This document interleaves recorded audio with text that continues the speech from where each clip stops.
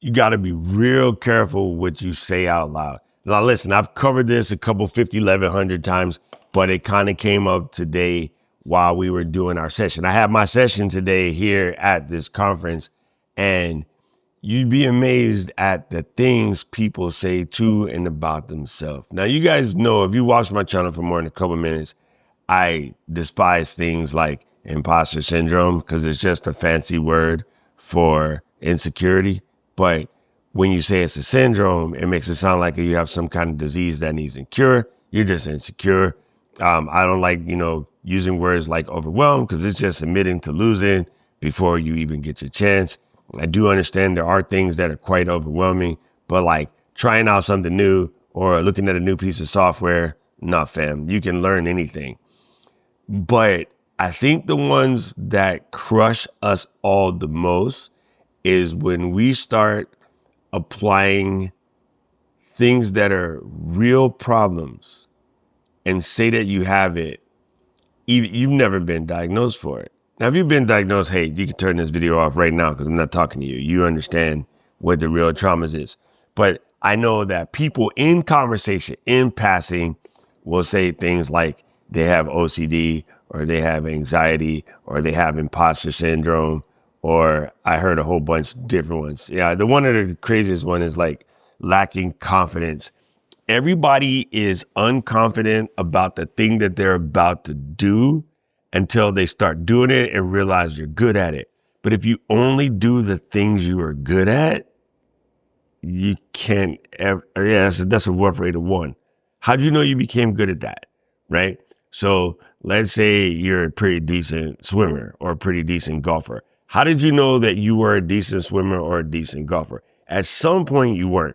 I don't care what it is that you're really talented at. And again, that's a terrible word as well, that you're really skilled at. When did you get that skill? How'd you get it? How'd you learn to walk? You fell down a lot. And it's funny that even, again, in a room full of really smart people, I have to explain to them that they got this. And I think the toughest things is when you want help and you know you want help, but you don't know what it is you're fixing. Well, the reason why you don't know what the problem is and the reason why you don't know what to fix is because you're misidentifying the problem. You see, if you say the reason why you're not making, content is because you don't have time, you might remove all the things from your calendar and still not make videos. And that's because time was not the problem. If you say that it's about some sort of imposter syndrome, and then we tell you, okay, cool, let's make 30 days worth of content for something that you know everything about, the thing that you're the most blessed on, whether that be football, basketball, cooking, words that start with the letter Q. Let me know if you get that reference. And you still can't make the videos, then you know it wasn't confidence either. So what happens is when you misdiagnose what the problem is, you're curing for the wrong thing. If you're solving for X and the problem is Y, you're pretty much back at square one. So that's why it's not just being pedantic. It's not just being picky, telling people not to subscribe to words that aren't really you.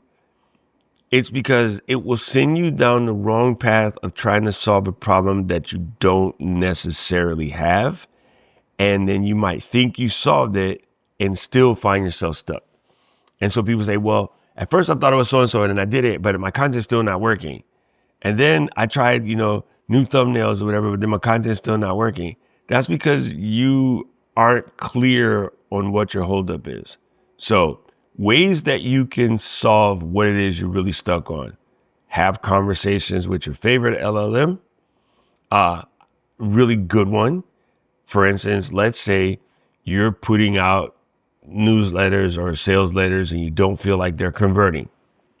You can say to ChatGPT, dear chat, help me define my customer avatar. So ask it to interview you to figure out what your customer avatar is. And so you go down that rabbit hole and you get this nailed. And then you say, okay, here is my last 3 newsletters. Tell me how I can improve them in relation to my customer avatar, or tell them to rewrite the copy so that it would attract your target customer. And you'll find out you might be using somebody else's system, which is why I say other people's systems can get you in trouble. And you're trying to use their words, and their words don't match your audience. My weird words I make up will not match most of your guys' audience. And so it's normal when you guys hear me say embiggen something, it looks weird coming out of other people because that's just not something that you normally say. So again, ask ChatGPT to, see where you are, and then compare that to what you're writing and putting out and sending. And you might find out you're talking to your target audience wrong. So you were solving for the wrong problem by trying to pick up Vinny's system, and Vinny's system doesn't work with you. So I guess the clear message I want to reinstate is make sure you're not defining yourself with problems that you don't have. And let's get clear on the problems that you actually have. And then let's solve those. And that will get you on your way to success. Some of the big ones that we say reflexively that we don't have, we reflexively say we have OCD. We reflexively say we have anxiety. We reflexively say we have procrastination. Sometimes we reflectively say we have ADHD. And unless you've been diagnosed and treated for these things, don't just throw them out there. And again, if you have, hey, welcome to the club. But again, let's work on how to get it out. Let's work on how to solve the problem. Because again, if you roll up to the doctor talking about you have a common cold and yet your ankle is swollen to the point where you can barely walk, you're going to get treated for the wrong thing. Yeah, that's it. I don't know who needed to hear this, but if it was you, let me know down in the comment section below. We only have a couple more days of shooting videos in the hotel room here at Cancun, and then it's back to LA, and then back to Honolulu, and then home for a week, and then back to Massachusetts. So unfortunately, this month, you're going to get a lot of hotel videos. I hope these are working for you still, because I refuse to give up on my challenge. I don't even know what day it is, but I know we're pushing 190 pretty soon. So if you like this video, press the like button, press the subscribe button, ring the notification bell so you can be notified whenever I make another video from the studio or from the road. And right about now, the algorithm is going to show you a video they think you should watch, and I agree with them. I need to know everything, who and the what and the where, I need everything. Trust me, I hear what you're saying, but act like it's new what you're telling me. I'm curious, George, I hop in the Porsche, 5 and a horse, I'm ready for war, I'm coming for throats, to turn to a ghost, I need to know